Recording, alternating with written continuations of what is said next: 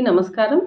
శ్రీ శ్రీ శ్రీ ఆచార్య ప్రబోధానంద యోగీశ్వర్ల వారికి, జగద్గురువైన శ్రీకృష్ణ భగవంతునికి నమస్కరించుకుంటూ, భగవద్గీత భగవంతుడు గీసిన గీత, అదే శరీర హద్దు. ఈ శరీర హద్దు దాటి ఏ భగవద్గీత శ్లోకము భగవద్గీతలో శ్రీకృష్ణుడు చెప్పలేదు. అందుకే శరీర హద్దు భగవద్గీత అని ఈ భగవద్గీతలో స్వయంగా శ్రీకృష్ణుల వారే బోధించారు.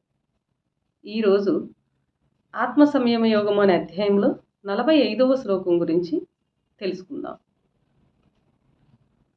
ప్రయత్నాధ్యతమానస్తు యోగి సంశుద్ధ కిల్బిషః అనేక జన్మ సంసిద్ధ తతో యాతి పరాంగతిం.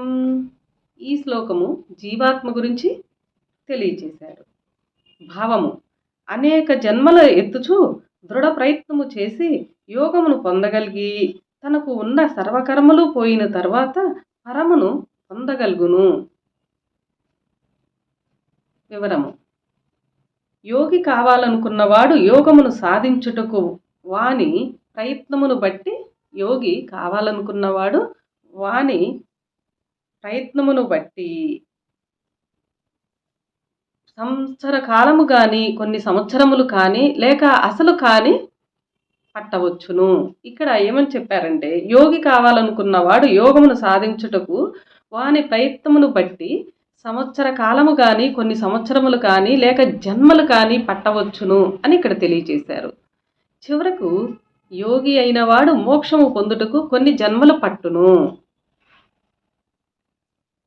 కర్మ అంతయు నశించుటకు కొన్ని జన్మలు తప్పక పట్టును.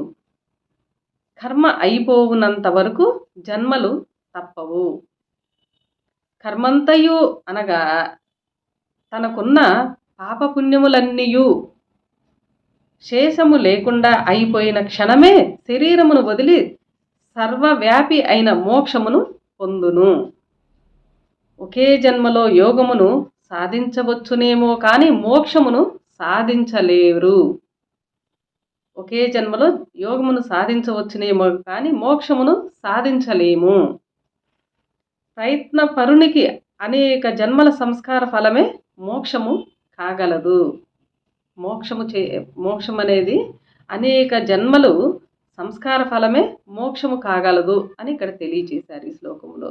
అంటే యోగము సాధించటానికి అనేక సంవత్సరములు పట్టవచ్చు, ఒక సంవత్సరం పట్టవచ్చు, అనేక జన్మలు పట్టవచ్చు అని ఇక్కడ స్వామివారు శ్రీకృష్ణుల వారు తెలియజేశారు.